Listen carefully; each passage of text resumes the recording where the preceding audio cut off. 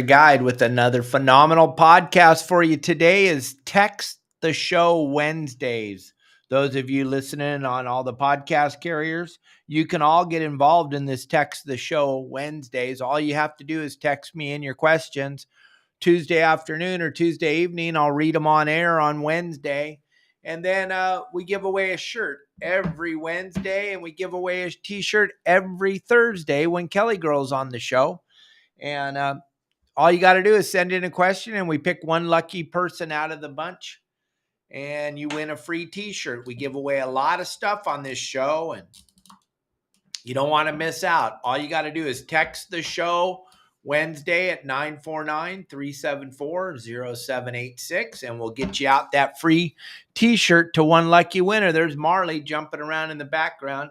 The neighbor decided to put the owl back up, so Marley's having a rough time here this morning, jumping around, scared to death of the plastic owl at the neighbor's house. Those of you that know us know all about the plastic owl.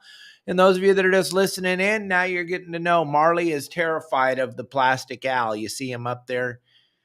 I got the window blinds closed. He's a little worried, though. He's been jumping up and down trying to see if that owl is going to get him. So you might hear him making some chirping sounds, but I hope he doesn't because I got everything closed up pretty good. Today, gang, we got a special deal. SoftSteelUSA.com. I've got it in the bottom left-hand corner there. Those of you that are listening on the podcast, if you go to SoftSteelUSA.com, put in the code Hansen, HANSEN 30, you're going to save 30% on all the products over there. And we'll talk more about that as the show gets going.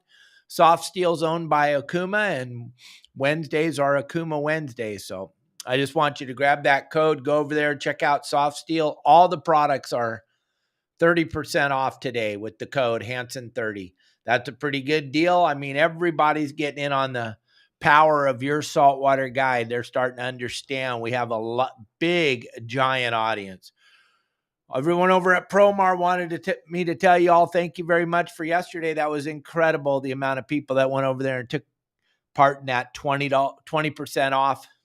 Dan and Kim, hello, everybody. Max, good to see you.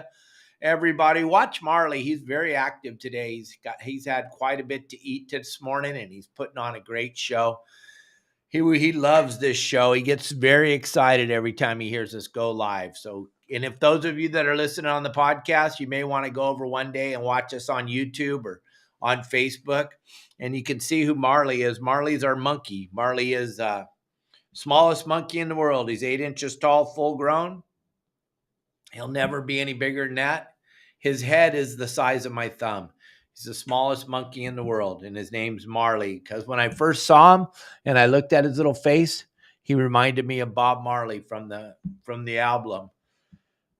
His little face, he's got little dreadlocks coming off his ears. He's a pretty special little animal, and he's pretty friendly. And there he is, jumping around back there in the background. So keep an eye on him. And gang, don't forget, text the show.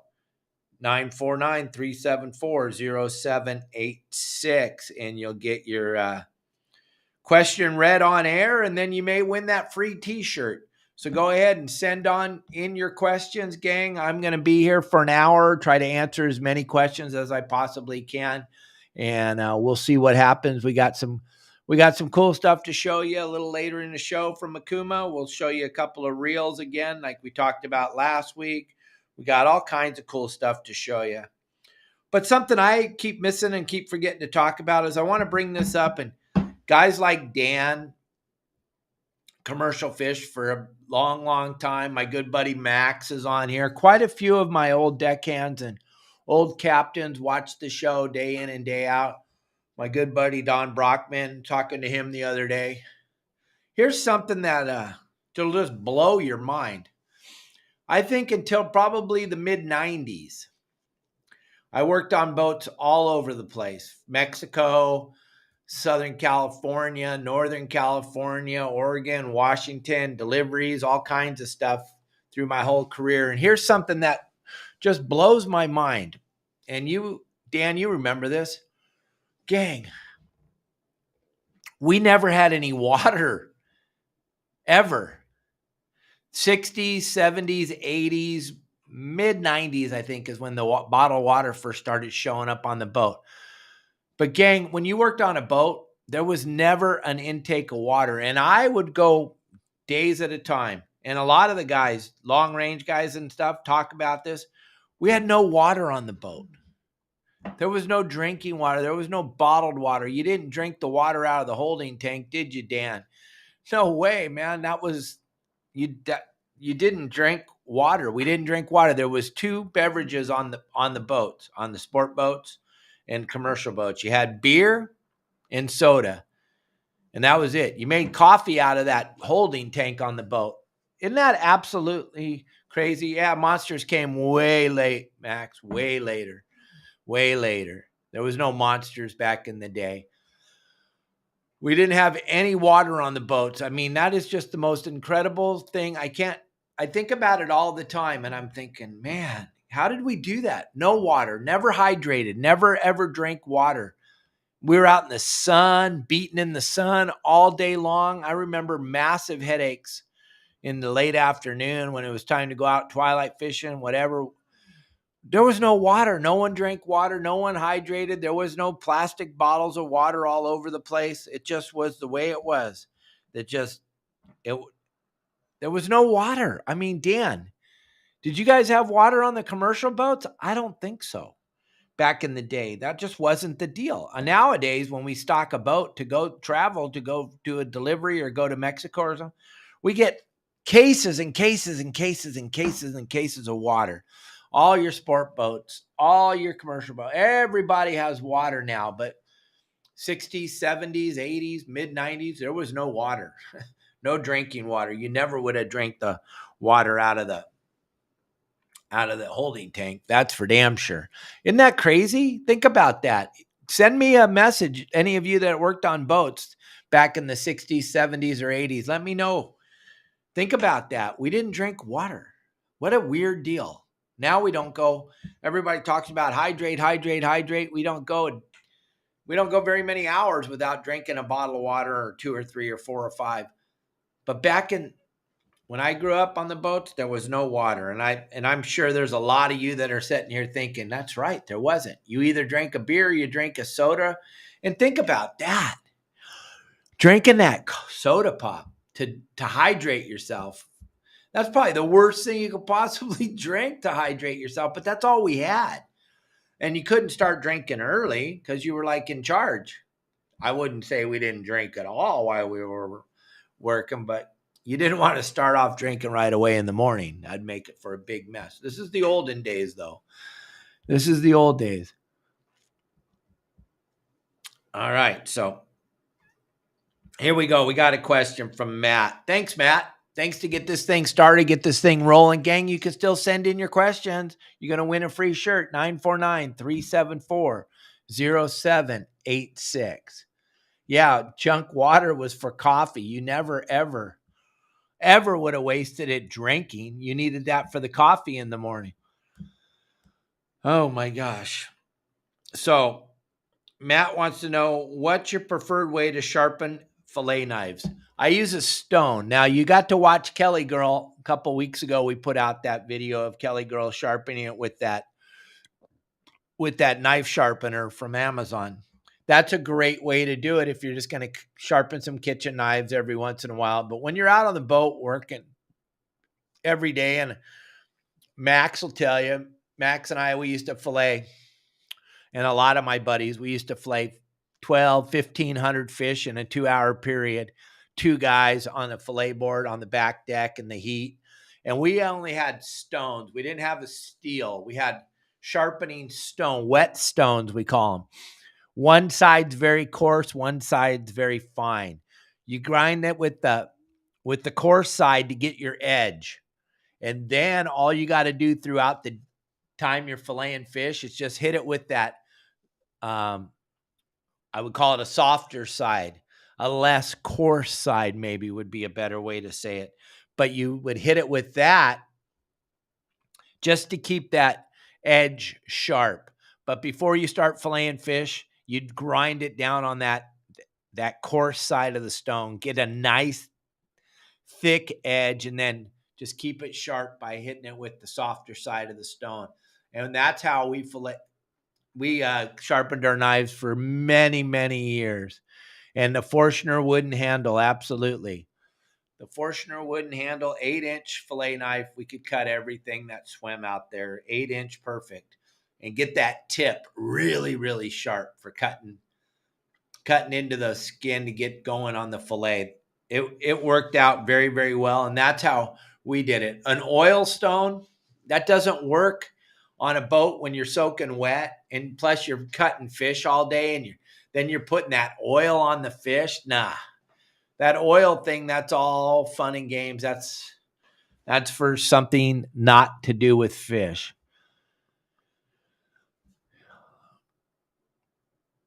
Yep. But oh, that's a great story, Mike Lewis and Dan. Yep, to cover up the taste of the water because the water was so gross. Gang, send in your questions, 949-374-0786. Oh, I just got a picture from a yellowfin caught on the Clemente today. Oh, how sweet. Nice, nice, nice. That's a good one. Hey, my good friend Cubby Paul, Kevin Paul's son, my good buddy Cubby Paul's son, Charlie, caught this right out in front of Oceanside Harbor just a couple days ago. Look at this. Where did it go? Oh, I don't even know where it went. Huh. Well, we had this great picture of them. We don't have it anymore. Oh, well. I had a good picture of them, but it won't load. Oh, well. Sorry about that. But, yeah, he caught a nice bluefin 4 miles off of Oceanside Harbor. Pretty good deal. And then my nephew Cameron was fighting that fish for hours the other night. I told you all about that. So my good buddy Steve Thomas, just ask a question. I have any suggestions for a good pair of binoculars? Not the gyros, but anything. You know what? The stabilized binoculars, they're not going to set you back $3,000. I think they're less than $1,000. I think you can get away with a pair of those. As far as field glasses go, we used them forever and they worked just fine. They did. They worked fine. They don't work like the gyro stabilizing binoculars, but they work just fine. We were able to find plenty of fish back in the day, and you would have no problem using those when you're out on your boat. You're not going to get you're not going to get the 5-mile view. You're not going to get the 4-mile view, but I think you could, with a decent pair of field glasses, I think you could be successful. But stabilized binoculars are better. Gyro stabilizers are the best, but you can get those Techno Stabies. And there's plenty of people watching the show right now that know the price point of those. I don't know the price point of them. Tommy Gomes, what's happening, buddy? Wow. We got a guest celebrity appearance over here on the comments by Tommy Gomes. Dude, I got to get back up there. We got to make some videos. It should be fun.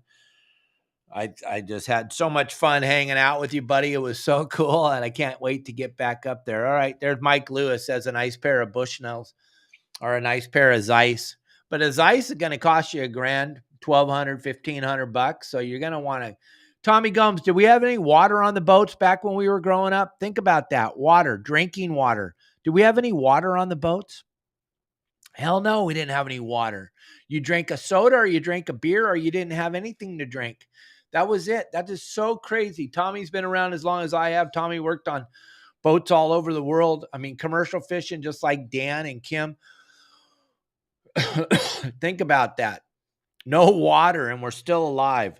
That's crazy talk right there. It's absolutely amazing that we were able to do it for all these years. But Steve Thompson, you could give me a call later after the show. We'll talk more about binoculars, but you got to have a really good pair of binoculars. That's all I can say. We talk about it on the game plans every day. We talk about it all the time. You got to have a good pair of binoculars this time of year when you're fishing that offshore stuff. It's super important to have a good pair of binoculars. And I'm glad you asked that question and you brought that up because, yeah, it is super important. So thanks for that question, Steve. Gang, once again, I can't tell you enough. You got to text the show. It's super important. You guys are throwing questions up on Facebook and YouTube. I can't really, you're not going to win a prize. You're not going to win the t-shirt. Throw them up on my phone at 949-374-0786. 949-374-0786. Text your questions in. And those of you that are listening to the show, tomorrow we got Kelly Girl on the show, and she's going to answer your questions to the best of her ability. She's going to be with us. She had a really good time last week on the show. She's going to join us again this week on Thursday. And you can text your questions in. Those of you listening on all the podcast carriers, you can text your questions into Kelly Girl, and she'll try to answer them on the show tomorrow. And you got a chance to win that free t-shirt. Don't forget, I'm giving away a t-shirt right now. I only got 2 people to pick from. So get in on the mix here, gang. And then there's so much different stuff happening. This Hurricane Hillary came through and just really made a mess of this fishing thing. We got streaky red tide all over the coast. We got red tide over at Catalina. Then we got good Dorado fishing in certain places. And we got big, giant void areas of anything. We got, I don't know, 15 different members out today, out looking. Justin's out there running the show. He's got probably 5 or 6 boats working areas with him. We should have a really, really fantastic report tonight on the community section of the website, gang. So you want to check in and see what actually happens. I know there was a few boats out there yesterday that didn't do too good, but one of our members, he just posted a video. Ray caught a nice little thresher shark. Got a nice little thresher shark right there. Perfect size for the barbecue, gang. Just a beautiful little thresher shark. They caught that yesterday. One of the children on the boat got a little seasick, so they ended up staying in close, fishing Justin style, and got a nice one. Got a nice, perfect barbecue size. Hey, Josh, thank you. What's the best way to keep lobsters alive when you're on a boat for days at a time? Well, what we do is we put them in the bait tank. And then they stay down there on the bottom. They eat the dead bait when it dies and drops down to the bottom. Another way a lot of guys do it is they'll take a wet beach towel or a wet gunny sack, get it really wet and keep it wet throughout the trip, not with fresh water, keeping it wet with salt water. If you keep the towel wet and you keep it on the lobsters, they can stay alive that way for days at a time. If you keep a gunny sack wet on the lobsters with salt water, don't use fresh water, gang. Salt water, that'll keep them alive. That way, because the thing about lobsters, and probably Tommy Gomes will tell you, you do not want to eat them if they die with their tail attached. You need to cook them. If you take the tail off, cook it. If you remove the tail from the body, you've just committed a crime if you don't eat it right away, because they can't measure it. So we don't want to suggest breaking the law at all. But you can't let it die with the tail on it, because then it gives off a toxin in the meat that's supposed to be really bad for you. And I've never eaten it.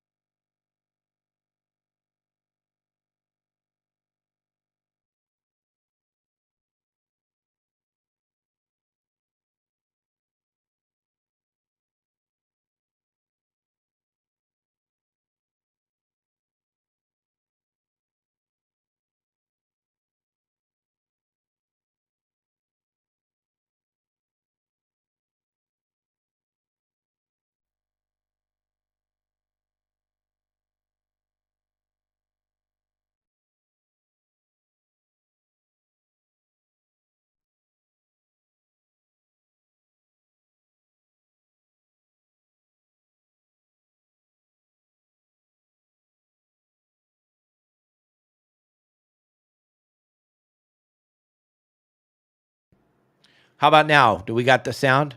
There, I'm back. I don't know what happened. Sorry about that. That was weird. I looked down and the mic was red. Must got to quit touching stuff. Am I back? I'm back. Thank you. Okay, so back to what we were talking about. I'm sorry about that. I pushed the wrong button. You know, just a silly old sport boat captain. Okay, so the drag thing, Mike Lewis, thank you for the question. Text the show 949-374-0786. Gang, the drag and the line really have nothing to do with each other. What you're going to do is you're going to grab your line and start to pull on it coming off the reel. As you pull, and I have a whole series on the website to show you what I'm talking about, but as you start to pull the line off the reel, if it comes off really, really easy, it's too loose. And if it doesn't come off at all and it starts to cut your hand when you're pulling on it, it's too tight. You got to have a little bit of give when that fish is trying to take your line. He has to be able to take it. I don't care if you're using 200-pound or if you're using 30-pound. The fish has to be able to take the line when they make their run. It has nothing to do with the pound of the line and the drag. It really doesn't until you get up into that 200, 300, 400, 600 pound and you're catching small fish on 400-pound line. You can hammer the drag down and they're either going to rip their face off or you're going to jerk them onto the boat. But as far as 30-pound, let's just say I have 30-pound monofilament on this Alijos 5 2-speed. So I got 30-pound line on here.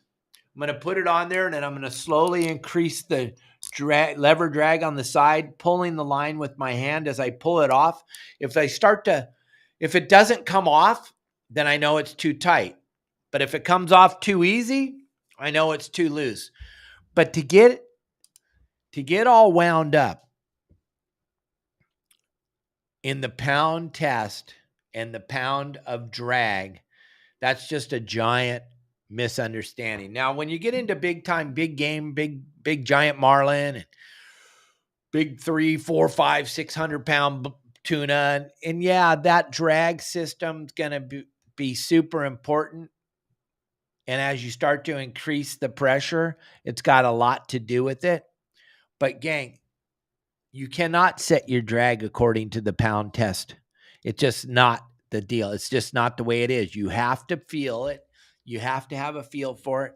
You don't want it to come off the reel too loose, and you don't want it to not come off, because when that fish bites it and you put it in gear and try to set the hook and there is a zero give, the line will break every time. And Mike Lewis, I'm going to throw you under the bus, but that post you put on the community talking about, you stopped that 30-pound halibut. You sure did. You stopped him dead in his tracks when you put your thumb on the spool. It had nothing to do with what pound lines you had. That little booger would have busted off 100-pound. When he took off, when he got scared and he took off, he would have broke 100-pound, no problem. It had nothing to do with the 30-pound line it was because you had your thumb pinned on the spool and no line would come off the reel at all.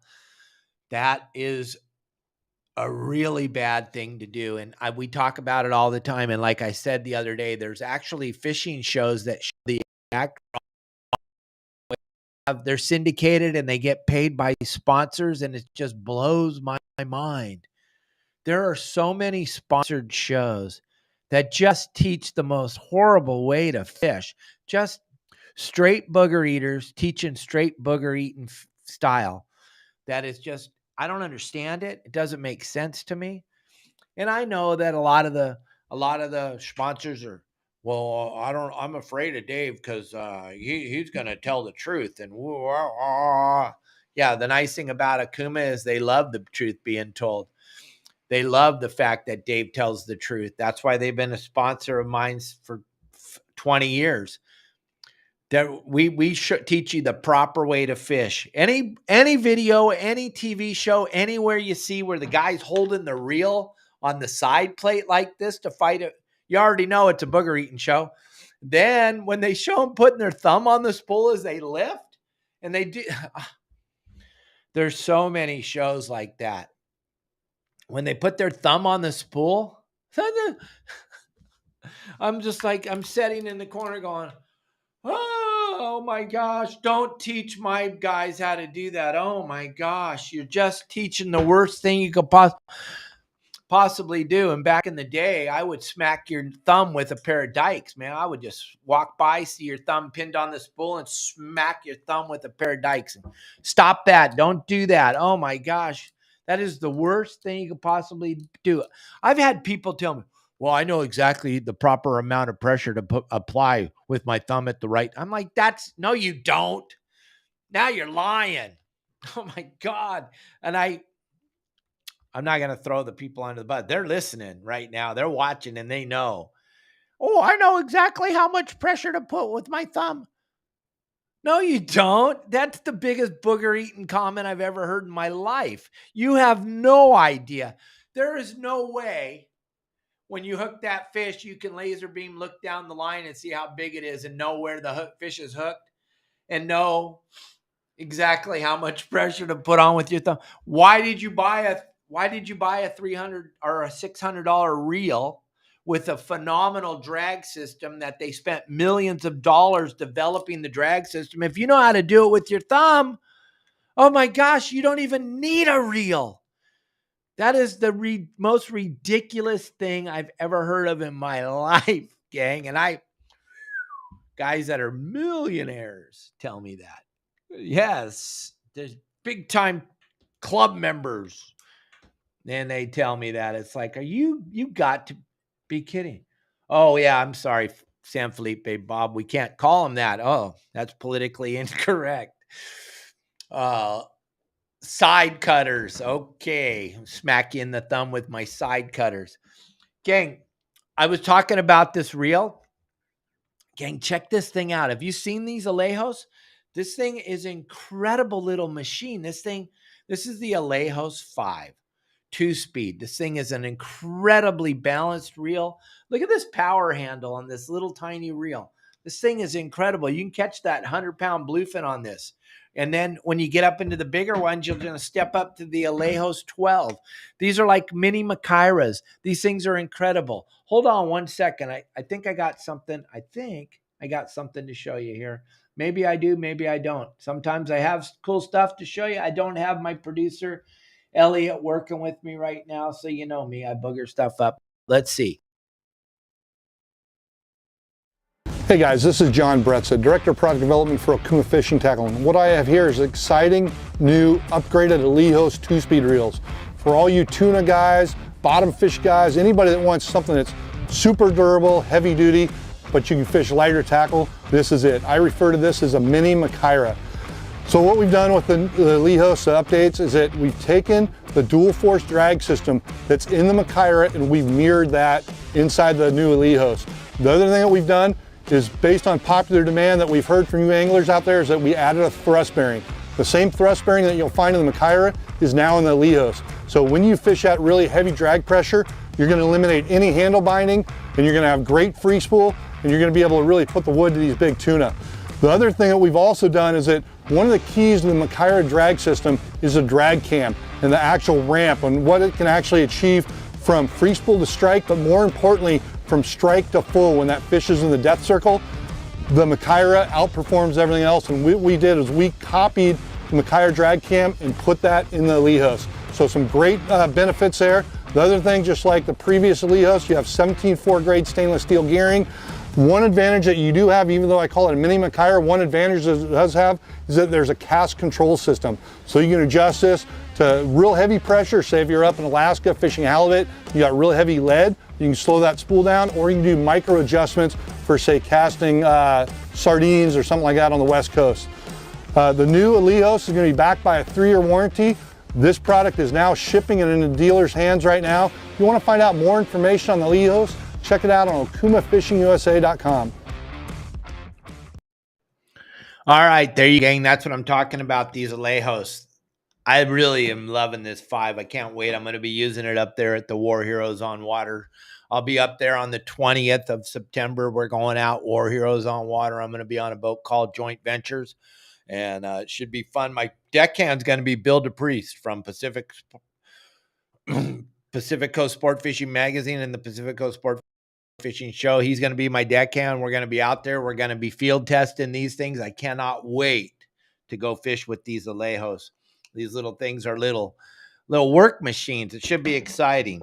I'm excited about it. And don't forget, gang, right now, today, until Friday, softsteelusa.com. Go to softsteelusa.com.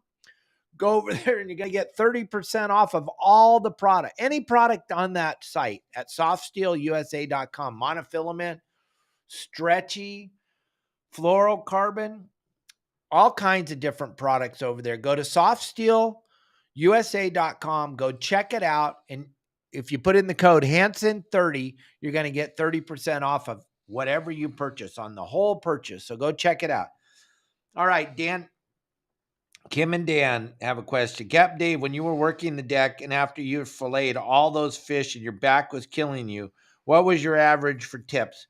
Do you remember roughly? I remember exactly. So here's how it started. When I first started cutting fish working as a deckhand back in the 70s, we would get 25 cents per fish. So you get 25 cents for a barracuda, you get 25 cents for a yellowtail, you get 25 cents for a bonita, you get 25 cents for a rockfish, you get 25 cents for a calico bass. So if you had a limit of calico bass, that was 10 back then before they boogered it all up with no science. And so then you go, okay, $2.50 to fillet a full limit. And we'd have 60 people on the boat. Max and I would fillet fish for 2 or 3 hours. At the end of the day, you'd make 50, 60 bucks in tips. That was phenomenal. Because remember back then, gasoline was less than $1 a gallon. Rent was like 200 bucks a month. I mean, we were making 50, 60 bucks a day, every single day, cash. That was different world. It was a fun time. Then I remember things started to get tight. Gas went over $1 a gallon. Then we changed the fillet into 3 fish for $1. And I remember people wanted their change when they only had 2 fish. And let's be honest, I didn't go to school, so I don't know what's 33 1/3 cents. And then so 66 2/3 cents and try to make the change. People are brutal. They were brutal back then. They're brutal now. And it was crazy, Dan. And then it went to $1 a fish. I was long gone by then. I can't even imagine what it is now. But back in those days, 25 cents a fish is what it started at. When my dad and his buddies all talk about it, they weren't allowed to fillet. We didn't get to start filleting fish until the mid 70s, I think. And back when my dad was doing it, head and gut was all you could do. Take the head off and the guts out. That was it. And they would just do it no charge. And the people would just throw money in the tip jar. And if you guys remember back in the day, the tip jar would be out there on the fillet board. It would be full of water and you would throw your money in there. And I remember George Clough, when anybody would ask him, why are you putting it in the water? Because water makes it grow. That I love that. That was one of my great things. I used to love that saying. And then he used to teach people how to cook bonita. Marinated in Kikkoman teriyaki sauce for 45 minutes to an hour, then cook it on the grill, skin side down first, meat side down last. 5 minutes total cooking time, 2.5 minutes on each side, and it's done. And he told that story 800 million times.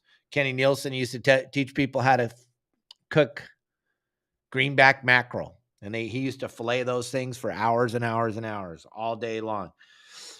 My buddy Dave Burris, what is your best photometer, chart plotter, GPS unit for a smaller boat? Well, gang, the very best is Furuno. And then after that, it's if after Furuno, I would say really it doesn't matter. You can get anything. Simrad, Garmin,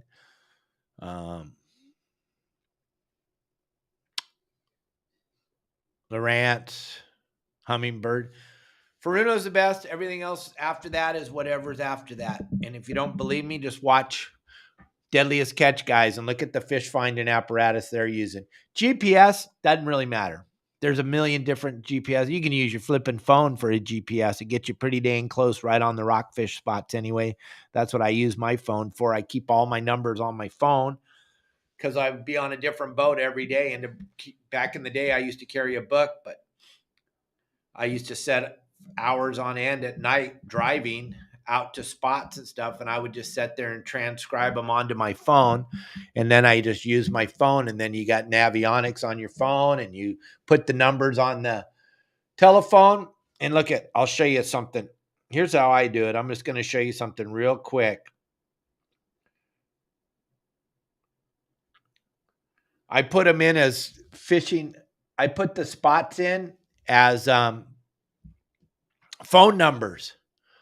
And then I just pull them up for what I want. And all the GPS numbers are there. And I just grab it off of there and throw it in your GPS, catch some fish. And then at the end of the day, when I'm leaving, I just erase them all real quick. And then if you really, really want them, you just go to my website and get them that way. But yeah, I save them all on my phone as phone numbers. It works flawless. And then every time you change phones, it gets saved over and you'll never lose those spots. I got spots on my phone from 15 years ago. It's crazy. That's how I save them on there, and it works out really, really well. And then radar, I don't know. Everybody's radar is pretty good nowadays. I don't think it's that big of a deal. I think the fish finding apparatus is the number one thing. Everybody wants theirs to have the picture like Furuno. Everybody talks about everybody's picture. They all want it to be as clean as Furuno. You're going to get a lot of people that are in the installation business or in the sales business that are going to tell you this machine, that machine, because they get a kickback from the company on what machine to put in your boat. But yeah, the transducer is going to be the big thing. The transducer, if you have that transducer mounted wrong in any way, it doesn't matter if you have a Furuno unit or what you have. If the transducer isn't mounted proper, it's not going to matter.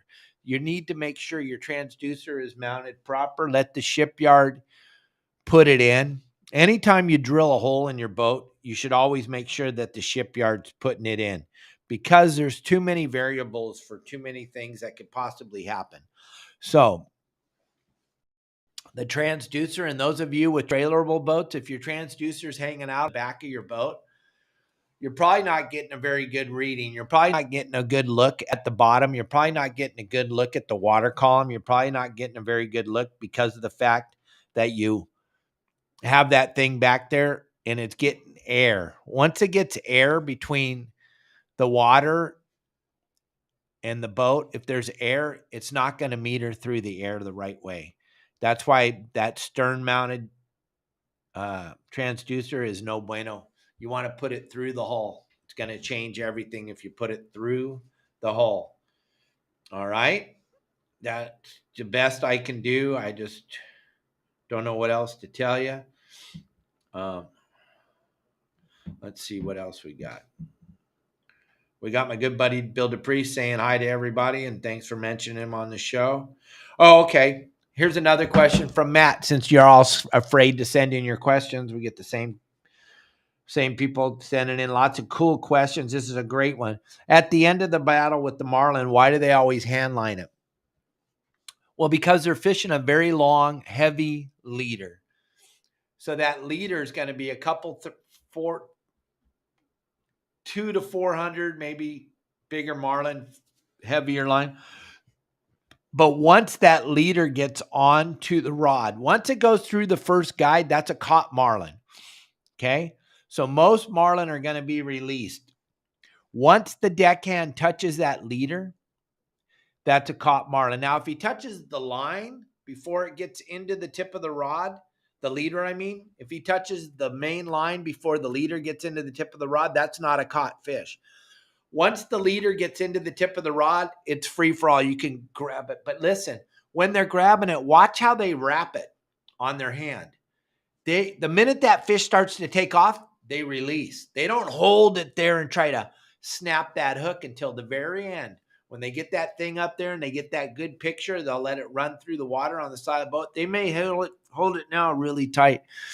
But I'll tell you what, when that 200, 400, 600 pound line breaks, that hurts like hell on your hand when that thing comes snapping back. Come here. What are you doing, little monkey? So that's what they're doing. But they're not holding it like thumbing the spool. They're ready to release it at any given time. So if you got to watch it, Matt, and watch how they're doing it, watch how they're leadering the fish. It's an art. The way you wrap it around your hand's an art. The way you're ready to release it when it takes off is an art. And then a lot of times you might be using 400 pounds. The fish might weigh 150 pounds. They can hold that fish and he can't break the line. And they bring it right up next to the side of the boat. And then they'll cut that leader off as close to the hook as they can to give that fish the least amount of damage to the fish as you possibly can. So that's what's going on there. Hopefully that answered your question the proper way. And yep, going through the through hole is the very, very best way to mount your fish finding apparatus. But that transducer is, don't skimp. Make sure you get the very best transducer for the unit. It's going to change everything. The transducer, you don't want to pull the boat back out of the water and change your trans because you bought a cheap one and now you're not getting the picture that you want. As soon as you decide to put that transducer in the bottom of your boat and cut that hole, you better get the very best transducer. Save your money. Don't go on another. Wait. Don't go on that extra bluefin trip you were thinking of. Wait a minute, and then that way you can get that transducer that you really wanted. And I wish those bluefin would hurry up and leave so we could go back to fishing for fish. But I don't think they're going anywhere for a long time. There's so many of them out there. Okay, I think this is a question. I was the only one to bring my heavy stuff for night jigging. That my buddy used my Makaira 20. His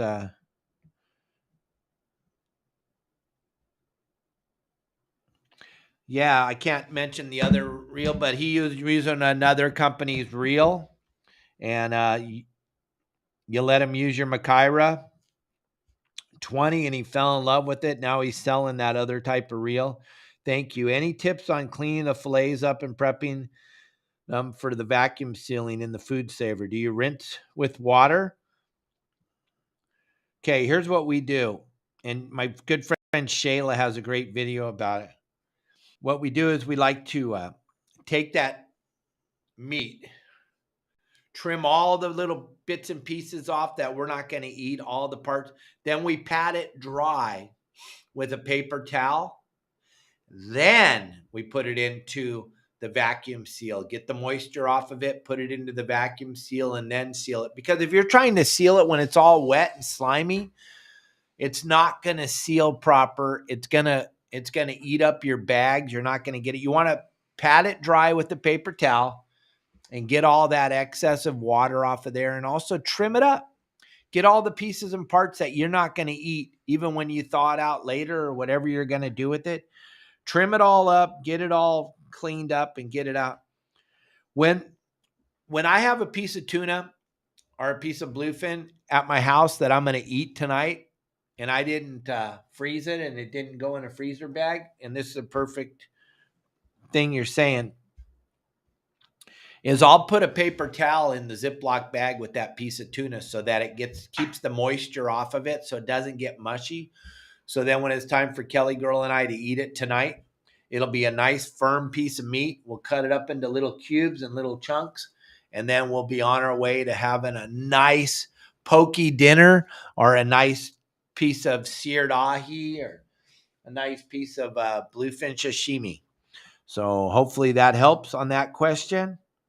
Hello, Captain Dave Brian from Corona. Since you mentioned drag, if you're using fluoro on top of mono, should you set the drag based on the fluoro or the mono? On the mono.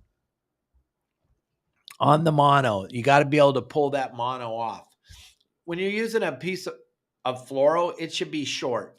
You don't need a big, long piece. I know The guy that sells fluoro told you need a big long piece. Naturally, he did. For God, absolutely. But like I say on all my videos, we're not fishing for cartoon fish, gang. That tuna, that calico bass, that rockfish, that yellowtail, that white sea bass, or whatever it is you're fishing for, they don't come swimming up to your line, stop, and look 18 inches from the hook up to where your fluorocarbon's tied to your mono or tied to your braid. No, they're come flying in there and they eat that bait if it looks natural and it's on a black thin wire hook and it's got a nice piece of fluorocarbon tied to it. My leaders, and I don't know, I fish a little bit once in a while. My leaders are 12 to 18 inches long. Sometimes I'll go down to where I could still tie it and I'm still using it. I'm not making these big, long leaders. There was a guest on Let's Talk Hookup. I can't even remember who it was the other day. And he was talking, you never want your leader to be able to come up and touch your tip of your rod. You don't want that leader going through the guides when you're going to cast. So with that fluorocarbon leader, you don't want it going through the guides. So you're setting it up. Thanks, Ethan and Isaac. Oh, yeah, I got those pictures. You guys knocked the crap out of them. Great trip. But, gang, you don't want that knot going through your guides. It's going to hang up. I don't even care if you tie the greatest connection knot in the world. It's still going to hang up on the guides a little bit. Right, Marley? He's over here just having a good time staring out the window at that stupid owl. So you want to make sure that you are not letting that slip through the guides. Make sure that your leader's short. 12, 18 inches is all you need with a piece of fluorocarbon. All right? I'm just trying to help you. You do it however you want. If you got I use a 40-foot piece of fluoro. Good for you. Greg over at Opson thinks you're the greatest human being on the world. Dave, he hates me because a 50-pound spool of fluorocarbon will last me probably 5 trips because I'm using a little short piece. But I seem to do just fine catching fish. All right, Captain Dave, thinking about getting a small boat for fishing Newport, LA harbors. Is there generally good fishing inside the breakwall? Dave Lee, perfect. That's a great thing. Yes. Those Bay Runner series boats, the aluminum boats, they're great for fishing in the harbors. Yeah, there's so much fish inside of Newport Harbor and inside of LA Long Beach Harbor. Think about this. LA Long Beach Harbor is the largest port in the United States. Yes, it is. I don't care what you say. It's the 3rd largest port in the world, and it's the largest port in the United States, and it's full of water. And there's no fences. So there's all kinds of fish in there. And then we're coming into, like we were talking about yesterday, we're coming into lobster season, Dave. So you're going to be able to fish lobsters on your boat in Long Beach and LA Harbor.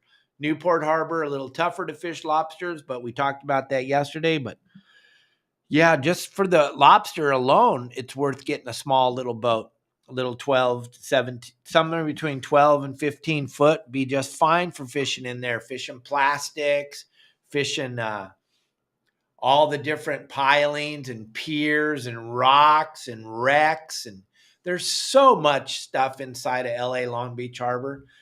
You could start fishing there tomorrow every single day, and it would probably take you 2 or 3 years to fish the whole harbor if you fished every single day. It's a giant piece of water, and people catch thresher sharks in there all the time. Big, giant halibut, white sea bass, black sea bass, just a plethora of fish, spotted bay bass, calicos. Everything lives in the harbors, Dave. So, yeah, definitely. And with what's going on in the world today, I think that if you got a little bit of money, if you hang on to it a little bit, I think there's going to be a lot of deals here real soon. But maybe I'm wrong. Maybe I'm wrong. It's hard to say. I know they're trying to shove a new thing right down our throats right now. If you watch the news at all, it's crazy. I don't want to get banned, so we won't talk about it. And I know my buddy is Elliot's going, shut up, Dave. Don't talk about it. I won't. I promise. I won't even bring it up. So We got a few more minutes, gang. You still got a chance to send in your questions. 949-374-0786. I'll do my very best to answer it. If I don't know an answer, I'll make up one. But we got a few minutes. I'd love to answer any more of your questions.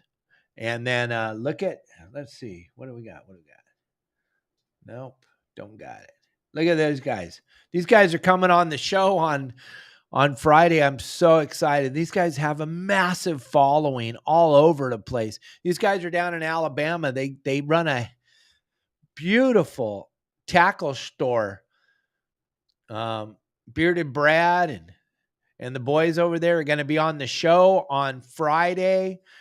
Since we had Bill Varney on and then we had Brian on the show, the Surfcast, Brian Demo, the surf fishing thing has just exploded. We hit so many people asking about it every day, and Brant and Brad fish the surf all day, every day. They have a phenomenal amount of videos about fishing the surf. They have all kinds of bitchin' products and stuff, and these guys are doing it every day, and it looks really cool what they're doing. And everybody was telling me, you got to get Bearded Brad on the show. You got to get him on there. He's so funny. You got to go check him out. So I've been watching your videos, Brad, and I am very entertained. I want you all to go check him out. Bearded Brad's got a great big following. He's got a lot of cool videos. Check him out.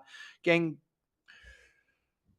it's going to be a great show on Friday. They're going to do it from their podcast studio in their tackle store. Bahama Beach Bum is their tackle store.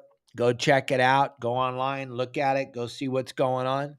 And I guess we're not going to get any more questions, even though I begged and begged and no more questions. So, all right. That's all we got. Crazy. I'm trying to find a winner here. I'm looking. Oh my goodness. Come on. Somebody. Steve Thompson. You just won. T-shirt. Steve, give me your address. Send me your address and your shirt size. Kelly will get that thing ordered right away. Beach Bum Outdoors is where you guys want to go check out these three guys. They got a whole bunch of great things going on. They all have huge followings on social media. Check it all out. Steve, thanks for the great question about the binoculars. That helped out bringing us right into the binocular series. Jimmy Kingsmill is going to come back on the show here in a couple weeks and talk all about the binoculars thing. And I will be at War Heroes on Water on the 20th. I'm flying up there. And then we're going to do something crazy on the day of the banquet. We're going to take Elliott fishing.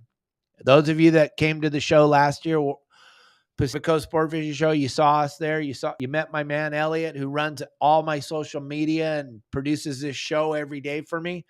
Elliott's going fishing. He runs a whole bunch of different fishing company websites and social media and does all that stuff for everybody, but he has not been fishing yet. So we're going to make some phenomenal videos with Elliott, taking him fishing with Justin and Ben and Steve, and hopefully Dave Brown makes the trip, and we're all going to go fishing and go have fun and show Elliott how much fun fishing is. So that should be fun.